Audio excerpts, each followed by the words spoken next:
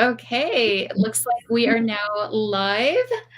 All right, well, hello everyone. Good day. My name is Monica Isabel Martinez, the EDU content manager supporting Google for Education and a fellow Google certified innovator and trainer. So hello to all of you out there that are joining us. For those of you here with us live, thank you for being with us. And oops, I've got an echo. Well, there we go. And for those of you who are going to be watching the recording, a warm welcome to all of you. Many of you are already familiar with the Google for EDU Teacher Center site, which is a place where educators can gain access to Google's education programs, the certifications, professional development opportunities, and to resources that are relevant to the classroom. And so what I'm going to do here is showcase the Teacher Center site.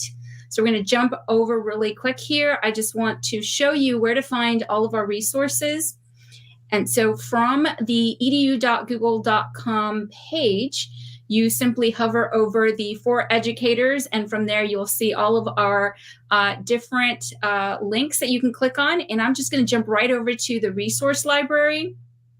And from here, I'm going to scroll down. So this is where you can find a lot of our digital resources that you can get to. And I want to actually click on cultural learning because I'm going to talk a little bit about this. A few years back, we launched a section dedicated to culturally responsive classrooms, which are designed to help build more inclusive classrooms that affirm students' identities, created in partnership with different organizations like the Conscious Kid, Equal Justice Initiative, and ARRAY 101. And so I want to show you really quick. I'm going to scroll down here where you'll be able to find the ARRAY 101 Learning Companions. And when you get here, you simply click on this card, and that's going to take you straight to ARRAY 101, where you're going to find all of the different guides that were released. And so let me quickly just scroll down so you can see them. We partnered with ARRAY to bring you these learning companion guides for ARRAY releasing films and ARRAY Filmwork original content for films like Colin in Black and White, Selma, When They See Us, and recently added Queen Sugar. Now, I'm not going to go in depth into any of these, but I do want to point out really quick that what you're going to find in these guides are some really great lessons. They're ready to go. So teachers that are watching, these are ready for you to start using in your classrooms. There are activities, there are different interactive components to them. You'll even find some video clips from the films so that you can actually use those to help guide some important conversations. Again, I'm not going to jump into a lot of details because I want our guests today to actually tell you a little bit more. And so we're going to go ahead and stop sharing the screen. And we're going to switch back over. All right. Okay, so really quick, I want to go ahead and pass this over. And really quick, I just want to introduce you. Joining us today from ARRAY is Tammy Garnes, VP of Education and Understanding, who will unpack these guides a lot more than I just did. And along with her colleagues, we've got some guests. They will also help us basically learn how to foster and understand beyond the screen, going beyond just the films, and ignite dialogue in your classrooms. So Tammy, I'll hand it over to you. Hey, good evening. Hi, Monica. It's always such a pleasure to be here with Google Education. You guys can't get enough of us. You invite us back over and over again. And so we're really grateful and thankful. My name is Tammy Garnes. I am the Vice President of Education and Understanding at filmmaker Ava DuVernay's media collective, ARRAY.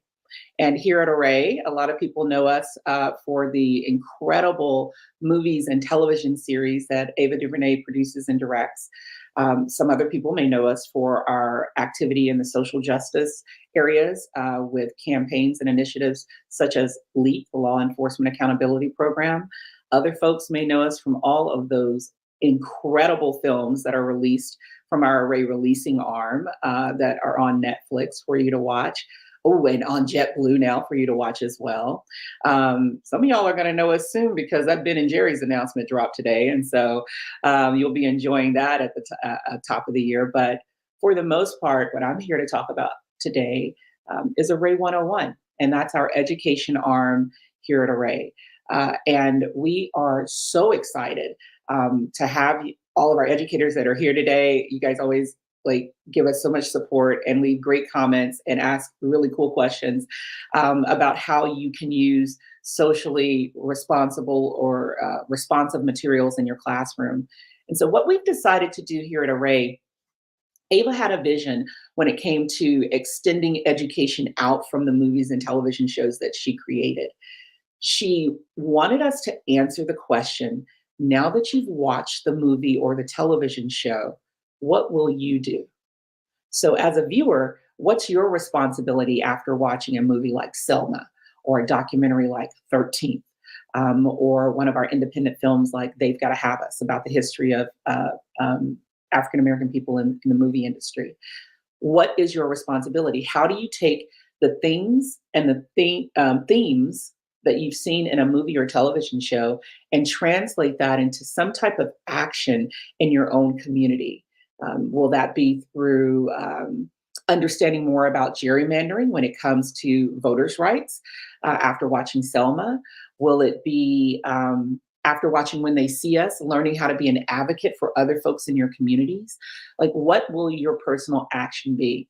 And so we picked up that challenge that she gave us a couple of years ago, back in 2020, and we decided to just try to do our best to turn the way that we educate folks on top of its head. Our guides are written, our learning companions, first of all, they're free. And they are available online. And everyone always asks us, what's the age for the learners for these learning companions? And I love to say that I write them for my mom if she wants to share them with the ladies in her book club. I write them for our children who are in college and graduate school. And we create them for classroom educators from middle school up through college, professors in college. And I've seen people even use these materials, especially something like When They See Us, in corporate boardrooms as they develop their DEI initiatives. So we have seen these materials used in so many different places. And we're proud to announce our 6th learning companion. And this is for my favorite television show, Queen Sugar, which just ended its 7-season run. And Queen Sugar, oh my gosh, it's about so many beautiful things. It's about Black family. It's about love. It's about manhood. It's about small businesses. It's about the land. And it's a lot about history. So when we decided to build the Queen Sugar Learning Companion, we wanted to really include folks who had a heart for all of these types of topics, and some folks who were really subject matter experts when it came to these topics. And so people also always ask me, especially educators like you, ask me, who do you choose to write these? Like, are they classroom teachers? Are they educators? And they're a mix. Tonight, you're going to meet a middle school educator who is using these materials in her classroom. You're going to talk to or hear from a genealogist and historian who researches the materials that we're using and also will be using them on the college campuses where she is. And you're going to hear from a writer and attorney who has worked with us on multiple learning companions, giving some expertise that comes from a very different place than a classroom educator would have. And so we love to lean into our professionals and our subject matter experts here at ARRAY. Nothing, not a movie, not a television show, or these learning guides can be done in a silo. It takes a village and it takes a team. And I'm very happy to introduce you to that team tonight. So if you'll bring up all of our educators and writers and contributors on the screen, I want to introduce them.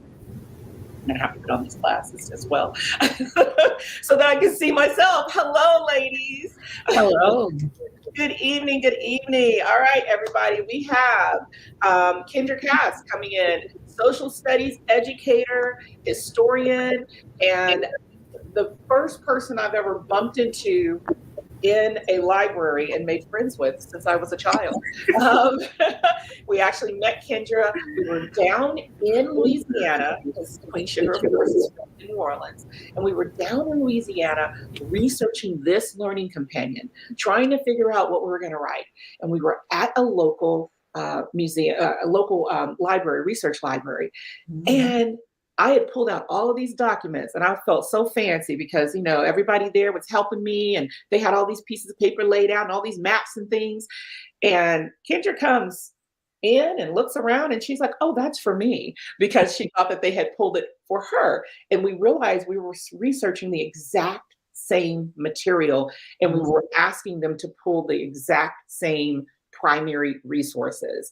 And so Kendra and we said hello, maybe we'll meet up again. And later that evening, we bumped into one another again on the streets of New Orleans. And we knew it was fate and that we had to try to figure out a way to connect and bring her on to this learning companion. This is her first learning companion. Again, she's a middle school social studies educator. She's one of y'all. And I just want to say thank you and welcome to this evening's event. Thank you so much. Yeah, so excited. I know, right? We're from New Orleans to the Google Education screen. I mean, come on, where does this happen? ARRAY, that's where it happens. All right, Yaya Gordon. Okay, here we go again. Down in New Orleans, because that's where Queen Sugar is filmed, and with some of the team members from ARRAY, and we're on the plantation. Queen Sugar, if you don't know, is filmed on a working plantation that has been a working plantation since the early 1800s. So we're on the land, and I've been going down there for years, season after season after season, and I always take all of the tours at all of the different plantations and all the historic homes, just because I like to, and drag along the family. And I run into Yael. And I'll just be transparent. I'd never seen a Black person working at a historic plantation that was not the Whitney, right? So the Whitney is its own thing. Most of you guys know about the Whitney Museum. So that's expected. But I've been on dozens and dozens and dozens of these tours all over the country. I've never run into a researcher that looked like me, that was doing the research for a plantation. And there was Yaya. And not only did I find out she was a researcher there, but she's a killer genealogist as well. And so her contributions to this guide were deep and rich. And I just want to bring her to the stage as well. Good evening, Yaya. Good evening and happy Tuesday. Happy Tuesday. And finally, my ace, the person I call on every single time we do one of these guides. She started on When They See Us with us. She was the very first person we called because the material in When They See Us dealt with the prison industrial system and juvenile justice. And she is an expert in that field, as well as an expert in policy, politics. I don't know. You have a lot of shingles out there. I met you in the public education system in Atlanta public schools years ago. We come from the same hometown, so I guess we're homegirls at the end of the day. And that would be Chantel Mullen, who has contributed not to one, not to two, not to three, not to four, but 5 of our ARRAY 101 learning companions. So proud to call you sister friend, and just really proud of the work that you've helped us to do and keeping us focused on all of these learning guides and companions over the last couple of years. So welcome, Chantel. Thank you, Tammy. All right, everybody, let's go. Oh, hello, Andrew. Andrew's coming in. Oh, wow. El Salvador is here. India is here. India is here. Come on, y'all. This is going to be good tonight. Okay. So the Queen Sugar Learning Companion.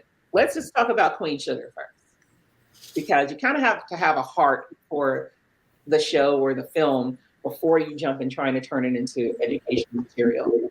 So when I first reached out to you guys about working on this, what drew you to this particular learning companion as it relates to the actual television show that Ava created? Well, I've been a fan since it started, and just to see family representation and have roots in the land, we don't get to see that. We don't get to go back to the roots of Black people in the South having that's the foundation, is the land there. So for me to see the complex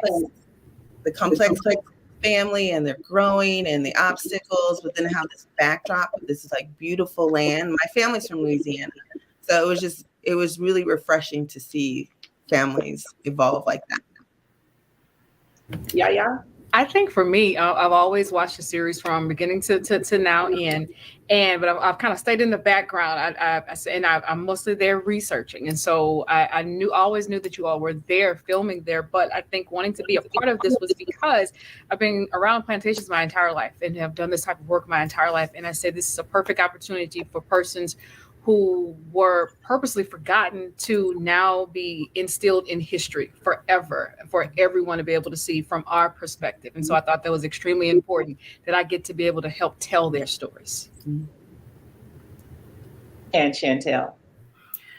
Well, of course, I've been a fan since the beginning, and I literally watch all of Ava's works. So I was really interested to see how she transitioned to this TV show.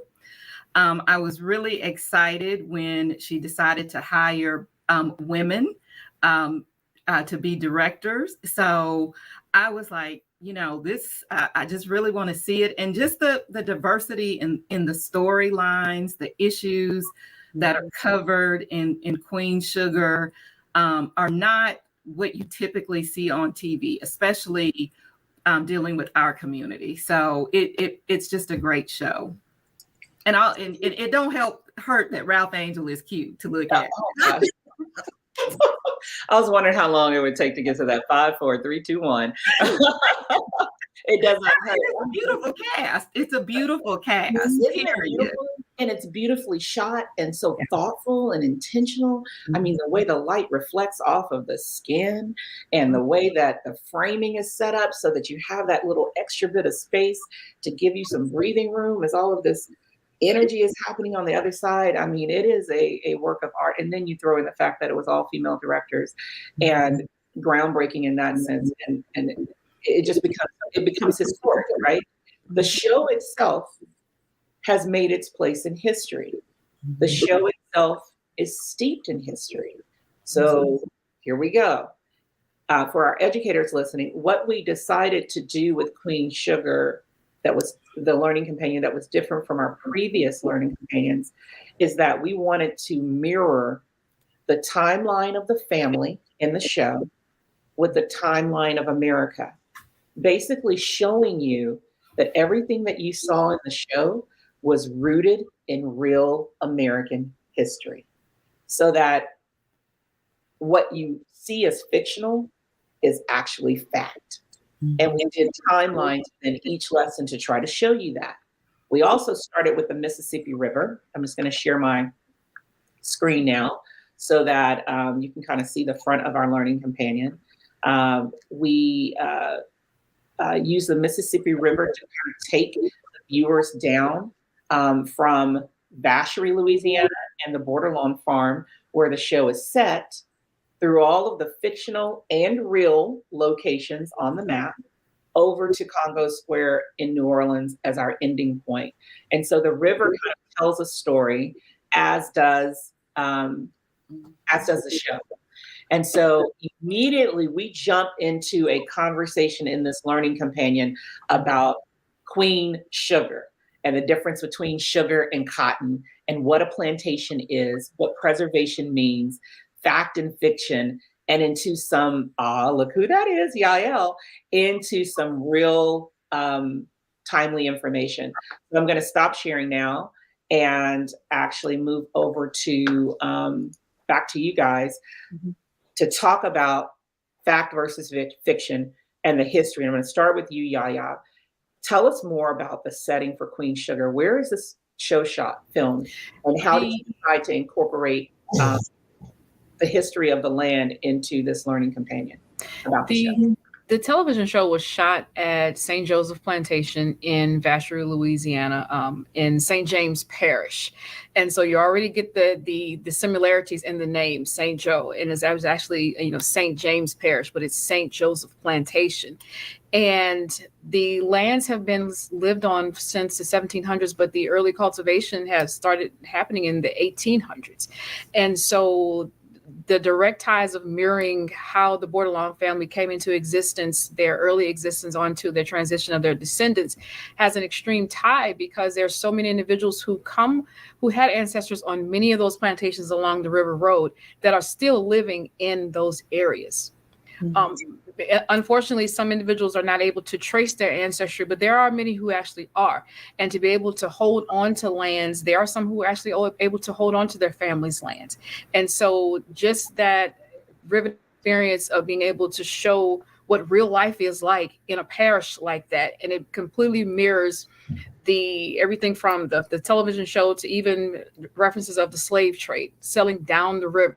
And so I thought it was extremely, extremely important to bring accuracy to the story and tell about the human perspective of human life, historically and current perspective. Thank you, Yaya. So that brings me to you, Kendra, because here you have the historic application and the mirroring between the show and the television show and the real plantation. But then how do you take that content once it's written and deliver it or use it in an actual classroom setting? Okay. So when I went down there to research, I was researching content for my classroom. So I teach 7th and 8th social studies. So originally I was looking at, because we have a unit on civil rights, so focusing on desegregation and also Reconstruction. So when I look through materials, I'm looking for primary sources that I can help my students become familiar with and start thinking like a historian and an archivist. So I was in special collections at Tulane and at the Historic New Orleans collection in New Orleans. And I was just asking to see any materials, right? So I could bring them back to the classroom. So when I start creating these lessons around them, the kids have the actual factual information. We do a lot of work on sourcing and finding credible sources and how do you use them and how do you contextualize and think critically. So those are the sources right there. It needs to be factual, and then they can build, ask their questions around it later on. But right then, they have the materials, and then from that point, they can do their own research. So our unit right now is on slavery, and I wanted them to, one, it's difficult. A lot of educators are, how do I teach slavery? I want to teach it, but when's the right age? And my 7th graders have taught slavery 4th and 5th grade. You use those primary sources as the basis. So we are looking at maps. We are looking at, Yaya, your favorite map of was it 18, what year was that? That was 1858, Norman's Chart of the Lower Mississippi River. Yes. So we're looking at that because we're in Minnesota. We're at the mouth of the river. And so I wanted to show the kids like our connection. The North was involved. And so what does that mean? This river that we share between Minnesota and Louisiana. So we look at maps. We're doing map studies now. Then we'll be looking at secession records that is featured in the lesson that Yaya was working on, the history of Jesse Priestley, we can see documentation from when he was enslaved to when he appears as a free man in the first 1870 census. So my students will be able to look at that and make connections, and it becomes real for them, because otherwise, they get dates, they get a flat timeline, and it doesn't really make sense. So we're like trying to look at it more circular, like things were happening. These things influenced our decisions, our policies, and even how we interact with one another today. So that's how I'm incorporating it. Oh, that's fantastic. And so here you have a subject matter that a lot of people are afraid to teach or aren't allowed to teach, depending on where you're employed or where you live, legally not allowed to teach. Mm-hmm. And you are still finding a way not only to use media, but to use that hard to teach subject matter and give it to your students in a way that they can understand, accept, and know is fact versus opinion. So we love to see it. We love to see it. So speaking of facts, Chantel Mullen, I know you live in a world of facts, so as most good attorneys do.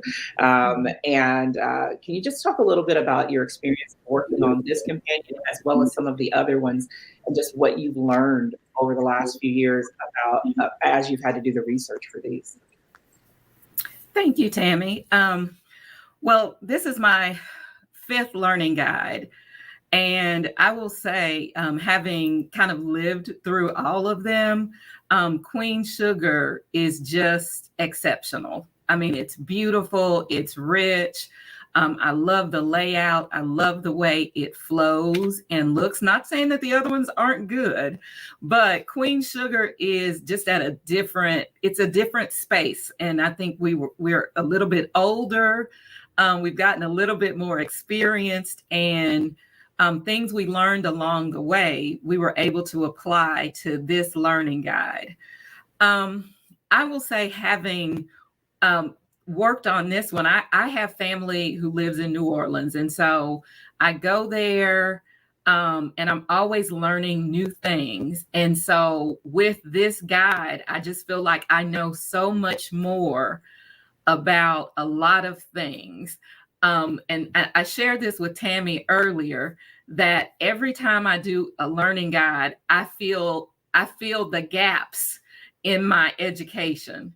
And considering I'm a person who has been in education for more than 20 years as a lawyer, has practiced law, I have multiple degrees, and I'm reading stuff going, well, wait a minute, I didn't learn this in school. Nobody, and so this is the very essence of being a continuous learner.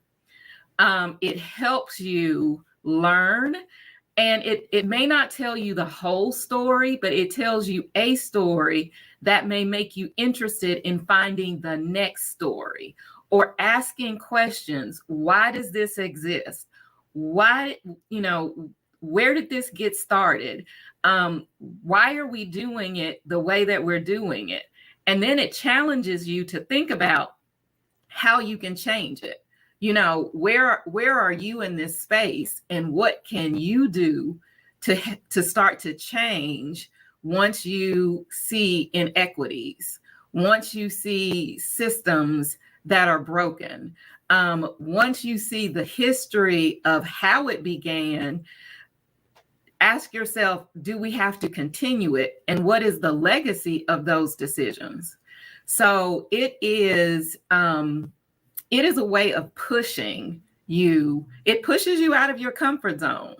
I mean, there's always something. And so when we're in the guide, Tammy and I talk on probably 50 different mediums. And so I'm sending her stuff in Twitter DMs going, girl, did you see this? I'm reading, and I'm sending her links to articles. I am always finding more information, because once we start to focus on something, I start to see it in things that I'm seeing and reading in every day. And I'm like, wait a minute, this is related to what we're talking about. And so I just find it extremely beneficial for me. I feel my own personal growth as I have gone through this. So staying right in that space, let's just talk about the piece that you contributed to very heavily on this learning companion because of your background and your expertise. And for my teachers, this is like bringing in a guest speaker in your classroom. You know how you bring in a guest speaker to talk about a certain subject matter, sometimes during certain weeks of the year. The way we use our contributors is the same way. We bring in these subject matter experts to do certain pieces of the learning materials. So Chantel, you wrote a lot in lesson 4, Until Everybody's Free, which focuses on our character, Ralph Angel, who you mentioned earlier, who starts out in season 1 as a parolee. And you jump immediately into the prison industrial system, but more so, instead of talking about being in prison, you focus on being out of prison and what recidivism is and how it works. So can you just briefly explore how you and your co-writers wrote that piece of the learning companion, just for our teachers to understand how you can take a really hard topic like that and write it in a way that can be taught to people of all ages? Well, one of the things that I focused on was Ralph Angel's journey, because we see him as a parolee, and then you see, a number of challenges that he faces. He's got to find a job, he's got to report. And one of the things that is actually very unique about Ralph Angel is he has an actual support system when he comes out of prison. Most people who are in prison don't have the same depth and level of support when they come out. And so as he went through all of his personal challenges, I thought about, well, how do we show how the system contributes to those challenges, and where are the gaps, and what's influenced by those things, such as what policies lead to this, what elected officials play part, what is their role in this? When people come out of prison, what does that look like? What are the expectations? Because we have one set of expectations. We've all heard people in the community say, get out and do better, go straight, get your life together. Well, what does that actually mean? Because if you've been in prison, it means you don't have income. If you've been in prison, you may not have access to housing, or you may not be eligible for housing. You may not have access to a job or be eligible for certain jobs. So we literally tell people, you need to get your life together. And then there are these roadblocks, not talking about what actually happens to people while they're in prison. They may or may not have access to education. They may or may not have access to job training. And so we have to think about the systems that we have created. Have we set people up to fail, or have we set people up to redeem themselves and become a productive member of society? And so let's go with the first thing I said. If we've set people up to fail, we also need to ask why. There's people making money off of failure. And so we need to think about, is that really the way we want to go? Do we want to have a rehabilitation model, or do we just want to have a punitive model that punishes people and keeps them in a cycle of punishment and keeps them in a cycle of crime and lack of education and lack of opportunity? So we really need to challenge ourselves about what we actually believe and what we would like to see happen. And so there's an exercise that says follow the money. And then it's part of one of the exercises, it asks you to compare how much we spend on prisons or in incarcerating people versus how much we spend educating people. And so we need to, it's really a walk through our core values and beliefs. And are we really living those core values and beliefs? And if not, how do you make that change, and where do you start? And so it gives you some places to start those kinds of discussions. It sure does. And I hope all of our viewers could see us sharing the screen of the website as you talk, because I think the visuals are so dynamic. It's the love that you guys and information that you poured into that lesson. I learned so much. I'd never heard the term gate money before we started working on this lesson. I didn't really truly understand, the word recidivism, but that's a big vocabulary word for most folks, especially younger learners, high school and below. And so just even introducing that word, because there's very few people out here who don't have someone that they know or know through someone who has been a part of America's prison system or jail system, so incarceration system. So I think it's very timely. It's one of those things that we don't talk about enough. And if you've ever worked in the public school system, as you did, Chantel, and you were the dean of dealing with discipline. Not only are kids getting in trouble at a very young age in schools and experiencing what you wrote about firsthand, but on the flip side, many students that we're in front of all the time come from backgrounds where their family members that they live with are incarcerated. So how is it that we could go through 12, 13, 14, 15 years of education and never talk about it? So that's why we're here, y'all. That's why ARRAY 101 is here, because we're bringing these subjects up that everyone talks about around the kitchen table and making them a part of the educational conversation and your curriculum. So I'm going to bounce back over here to Kendra. Kendra, actually Kendra and Yaya, City of Protest. I think that was the first idea I had when we started working on this, and it was because of the 1811 slave revolt. Mm-hmm. I'd taken that tour out at Louis Destrehan plantation so many times, and that sign is sitting there. It's like, this way to the slave revolt. I mean, it's like literally an arrow that says 1811 slave revolt that way. And it caught my attention the first time I went there. I was like, oh, it's over there. Oh, really? Where?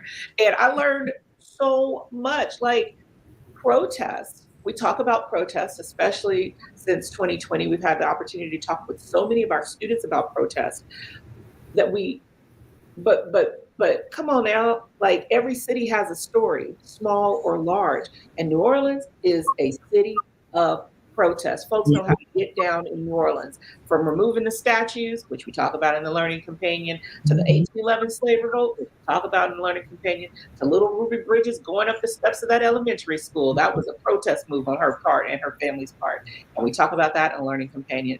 Can the two of you just talk a little bit more about a subject matter like protest? Can be a scary subject in a lot of classrooms and with a lot of people, even when you're just talking to friends or you're teaching it. How do you get that? How can teachers bring up that type of subject matter so that it is inclusive of all types of protests and not just, the Boston Tea Party? I think when dealing with protests, again, it can be a very taboo topic or scary topic to talk about. But again, we have to look at it from the human perspective. What were these individuals fighting for? What were the reasons they were fighting? Most of them were fighting for freedom. Everybody wants some form of freedom. They're looking to get freed tied from something that they consider bondage, whether that's historically or even currently today. Mm-hmm. And so when you're talking about certain rebellions, such as the 1811 rebellion, you have wonderful resources at many of these plantations that actually were the sites of those locations. You have, again, mentioned Destrehan Plantation, and even the 1811 Kidori House that has the room where the rebellion started. How do you get teachers to come out there and not be afraid about subjects? By saying, okay, Charles Deslandes was a man. He and others, they were men. They were individuals who knew what was going on was not right. It was a harrowing situation, but it was undeniable. And as much as it was downplayed in many news accounts or eyewitness accounts or even the trials, it was swift trials that happened to many of these men. And to say that, okay, you don't want to talk about it, why? What is the reason why it's not being talked about? What is the fear? Let's talk about what happened and how it actually could have been the greatest revolt ever. It actually was the largest revolt, one of the largest revolts ever. And they all died fighting. They still died fighting. And so to teach individuals that they have a voice, you can't be scared of the unknown or sometimes things that may seem a little bit, again, taboo because you may get in trouble for talking about certain things. I don't believe in being in conversations like that. I believe in being comfortable with being uncomfortable. And so necessary conversations need to be had about rebellions, whether that's about that rebellion or riots in New Orleans or Opelousas or even those that happen in Haiti. And so those are still continuing today. We still have a whole Black Lives Matter, issues going on as we speak. I have a dear cousin who was involved in issues that happen at schools that no one really wants to talk about. And it does a lot of damage to those individuals. So what are we doing to actually speak on it, but also provide the assistance and listen to those who may need a listening ear? I learned a lot working with Yaya and learning about the 1811 slave revolt, and my students will learn about it as well. We've, in my classroom, I silk screen, and I've always loved making protest posters coming from the Bay Area. There's a rich history with Emory Douglas, with Black Panther Party. So I have always felt it was my responsibility to teach kids about protests and using art. And so within the Learning Companion, we focus on the art because it's universal. And, living here in Minnesota, our kids couldn't shy away from George Floyd's death. So we had to talk about it. I have students that live in Minneapolis. We drive every day by things that still are shut down. So we deal with it in a way that we look at the facts. Again, we're constantly trying to help kids understand these realities through the actual facts. So, and we couldn't escape it here. So we had to teach it. So with the Learning Companion, because I'm teaching civil rights, we're watching Selma right now. I'm looking at the Learning Companion and pulling questions from my students right now.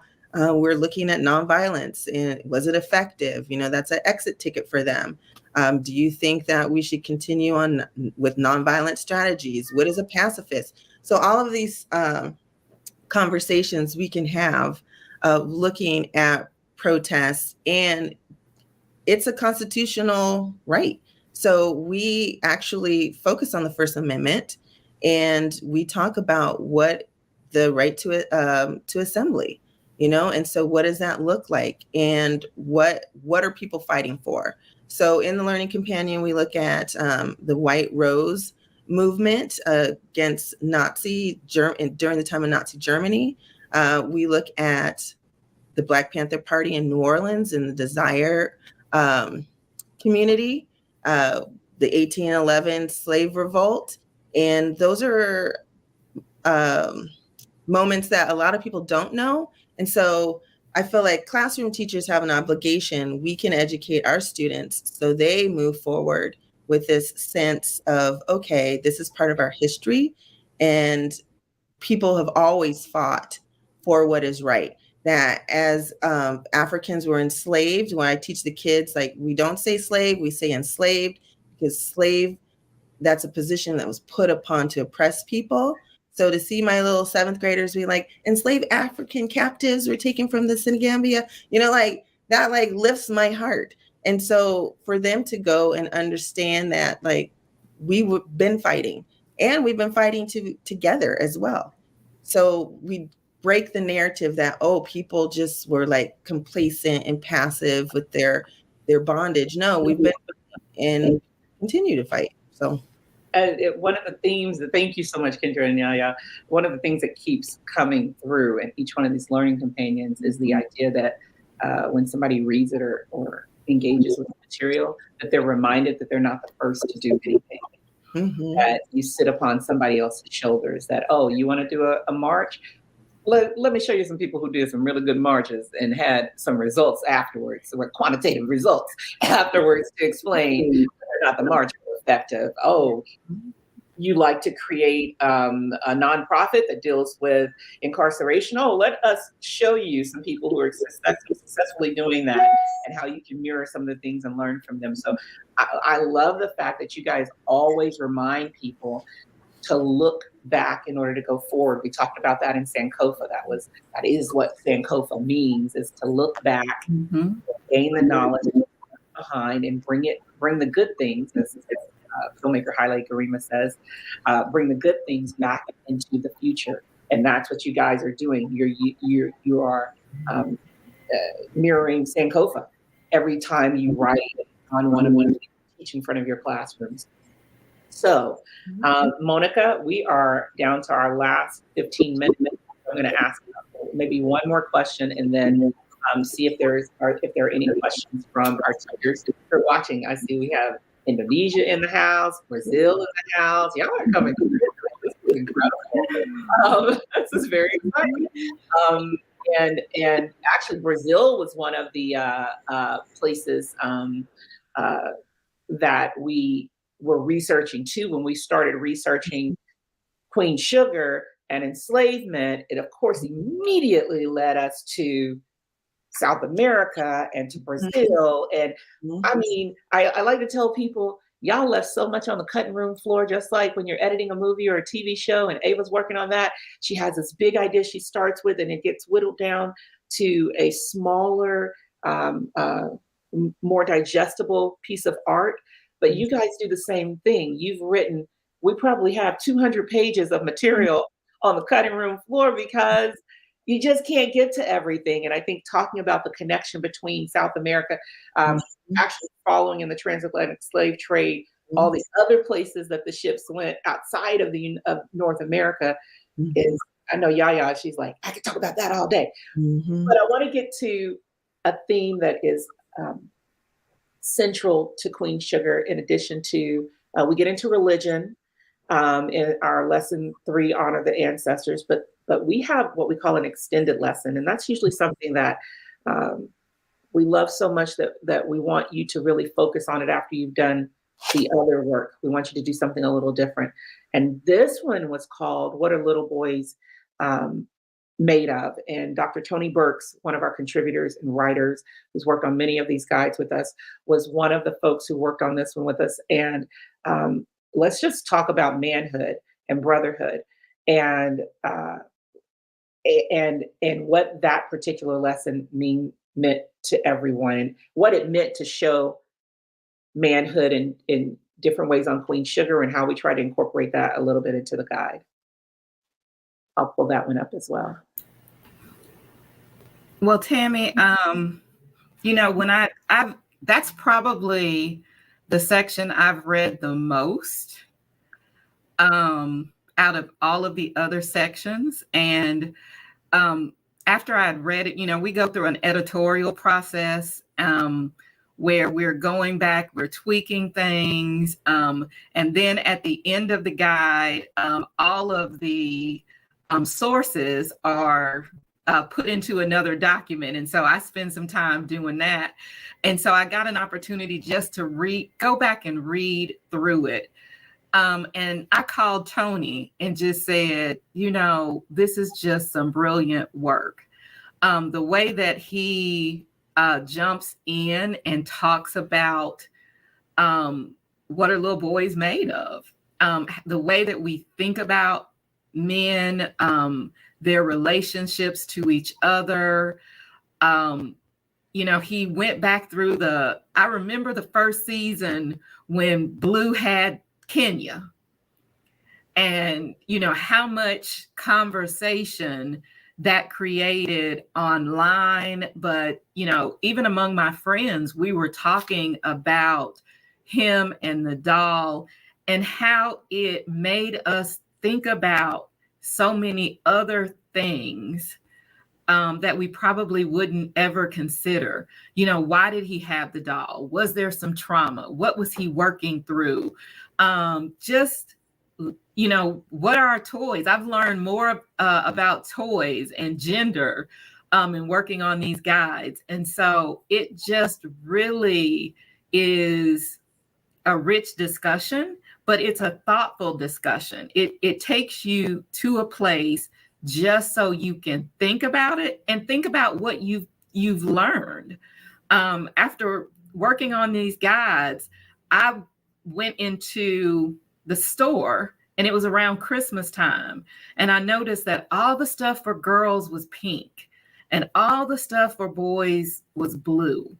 And, as a girl who grew up as a tomboy and loves tools, I was like, there's some things that should just be universal, and we gender them and push children towards different directions. And I don't know that we've ever really thought about why. Through this learning guide, a previous learning guide, learned that pink was not a color originally associated with women. That's it was right. A masculine color. It was. So, we just really have to think about what the roots are of what we've been given. And as I say in my lawyer's voice, always ask why. Why are we doing this? Why we got to do it this way? Who made this decision? You know, because sometimes it's nothing more than marketing. And somebody who decided this and figured out how to make money off of it. It doesn't have anything to do with research and anything, nothing. It's just somebody made a decision. So always ask, don't be afraid to ask why. Why? Just keep asking why. Why do we do it the way that we're doing it? Okay, why do we do something the way that we're doing it? Oh, you opened up that one right there. Okay, I'm looking at the time too, Monica. I'm watching it.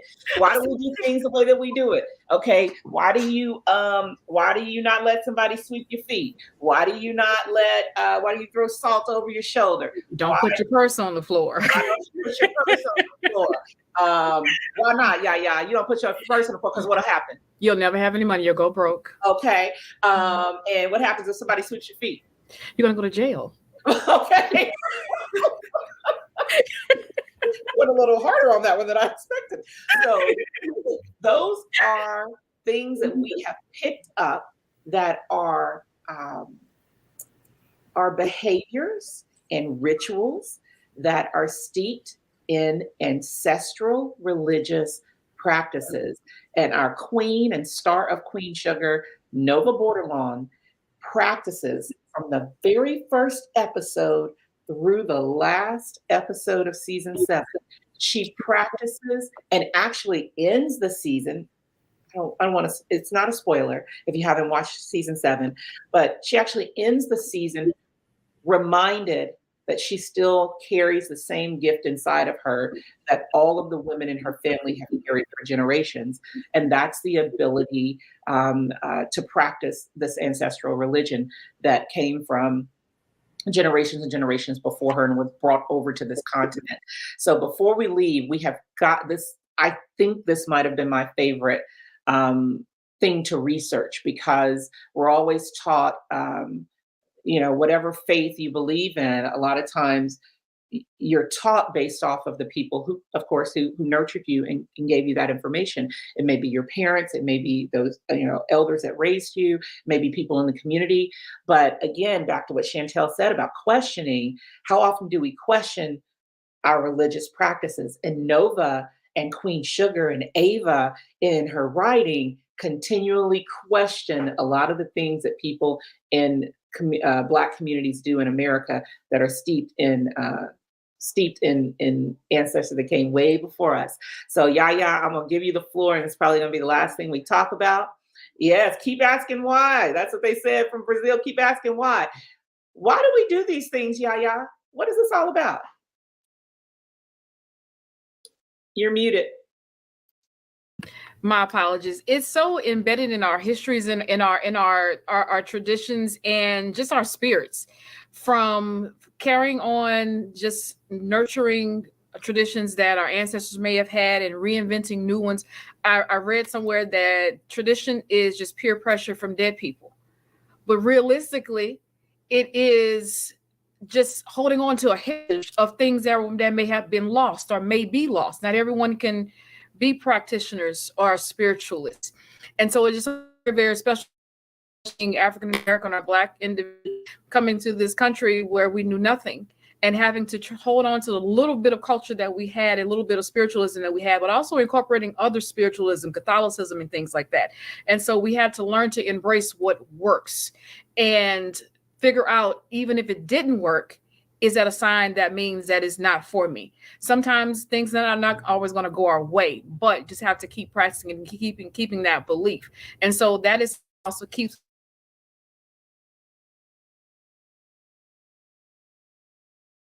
together and having that bond, even if we don't know each other. It's just that spiritualism and that spiritual belief of just old heritage practices.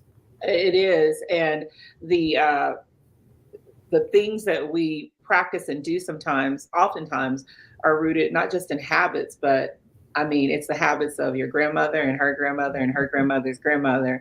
And to shine a light on it in this lesson where we start to unpack for Black communities in America why we do some of those things. And then some of our brothers and sisters from the diaspora are sitting over there like, we told y'all that's why y'all were doing it. We tried to tell y'all this is why you're doing those things. And every community has that story. So again, for our educators that are watching us, we don't want you to think that just because a television show or a movie focuses on a woman that you can, or a girl, you can't teach your male students information that applies and relates to them. The same is true with culture and with race. Just because a show features women of color, Black women in America, or Native women or men from Canada, it doesn't mean it's unrelatable to your students.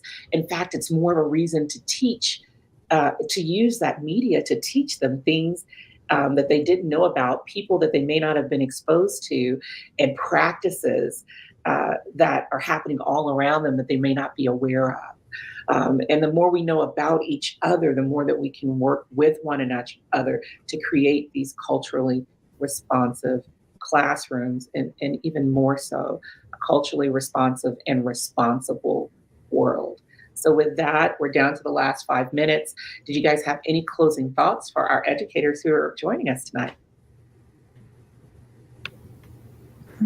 I would say keep pushing. I mean, I know some environments aren't conducive to teaching some of the things, but the humanity needs to shine through, and we can draw through these connections, like looking at the land. There's issues of land rights here in the United States, in Brazil, in Canada, in South Dakota, and they're everywhere. So just keep building those connections and find ways to, the students need to know their history. This is all of our history. So just keep pushing to make it happen.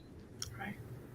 And I'll say to the educators, for those who work in classrooms, I completely applaud you. You have my complete thanks and hats off to you. But to those who work outside of classrooms, I actually admire you also, because I'm one of those educators that works outside of classrooms. Create your own space.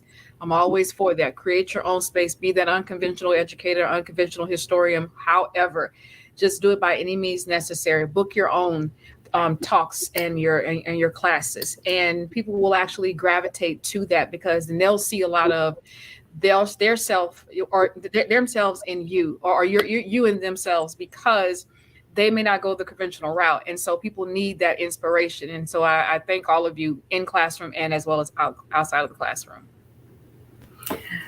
I would end with the one thing that all of us have in common is that somebody has taught us something. And so you have one of our most valuable resources, our future. And so when you plant that seed of knowledge in them, you're growing our future. You have our doctors, our lawyers, our teachers, our archivists, our next producers, directors. You have all of those things in your hands. And when you give them the power to continue to grow their knowledge, you're not going to be able to teach them everything, but you're going to plant the seed. And so I just ask that you plant the seed of knowledge, and you push them to continually grow, and push them outside of their comfort zones. Some of your students, they're going to get it, but just some of them aren't. But I ask that you push them to do more, think more, and then always tell them to ask why. And don't be afraid to challenge, because if you look in this learning guide and go through it, especially the piece on protest, some of our protesters were young folks. And if you look at the history of protest around the world, it's usually young folks leading that. So you've got our future protesters, you've got our future leaders in your hands. And so I just ask that you water them and grow them and show them, push them towards the sunlight. Push them towards the sunlight. Well, at ARRAY101.org, that is what we are doing. You can jump in and learn anything, anywhere, anytime, from your phone, tablet, or your desktop or laptop. We've got learning companions and resources for Queen Sugar, which we talked about tonight. We've got them for They've Gotta Have Us, which digs into the history of Black filmmakers who broke down barriers in Hollywood and beyond, and deep into the history of Black folks in the movie business in general, back to the 1800s. We have Colin in Black and White, the television series that talks about the story of the former NFL quarterback Colin Kaepernick during his formative years. We get into so many things in that one, including the gender aspect about Pink and Blue that Chantel was referring to. And of course, everybody loves Selma. You can't go wrong with this learning companion, but I challenge you not to do the easier lessons in the beginning. I want you to jump into the extended lesson, which deals with gerrymandering and redlining and redistricting, and allow your students to participate in that so they can understand why their vote matters year after year after year, and not to let anyone take it away from them. Of course, earlier this year, we released Sankofa, which is Haile Garima's seminal film about enslavement and about enslaved people who took their power back in America. And we get into family and culture and what it means to bring the lessons of the past into the future. Your students will love that. And then finally, our first learning companion that we ever did focused on the harrowing story of New York's exonerated five. When They See Us was a multiple part miniseries by Ava DuVernay. And if you haven't watched it, it is about students probably the same age as your students. And they deserve to see the lives of other young people like them played out on screen. And this learning companion can help you walk through it and teach it in a way that is culturally responsible and responsive. And so with that, I just want to say good evening to everyone. Thank you again, Google Education, for having us. Monica, we love you so much. And from our founder, Ava DuVernay, and myself, and our president, Tulane Jones, and everyone who works here at ARRAY, thank you. Keep learning. Never stop learning. Thank you. Thanks so much, Tammy. And I just want to say thank you to all of you. Tammy, Kendra, Yael, Chantel, thank you so much for your insight, everything that you shared today. I'm walking away inspired. I was on my phone, like jotting down notes based on what you were sharing, just so inspiring. I know that a lot of the sort of the comments were shared on the screen as well. I feel like you've empowered people here tonight. And for those of you watching, if you came in later, the recording is going to be available. We're not going to take it down. You're going to be able to share it with your colleagues that weren't able to make it, as well as the resources. We dropped in the link to ARRAY 101. And once again, you can also go to the Teacher Center to find that card that leads you to the guides. So we'll drop that link in as well. And, you know, everything, I feel like, you know, a lot was already said. I'll just add one last bit here about the guides. A lot of times as educators, you know, we're looking for resources, and we'll find tons and tons of sites that have a lot of sort of resources, links, and things like that. One of the things that I think is pretty amazing about these guides is that it's not just about collecting those individual links and resources. It's about helping connect the dots. And I think that's what these guides do so well, that are going to help us as educators have those conversations in our classrooms and bring to our classrooms the topics that don't always show up in our textbook. So congratulations to the ARRAY team for all the work, and to this group that's here with us today that put in the work to put these guides together over the course of this time. So once again, thank you so much for being here with us tonight, for sharing your insight, and thank you to all of you who joined us live. Thank you. Good night.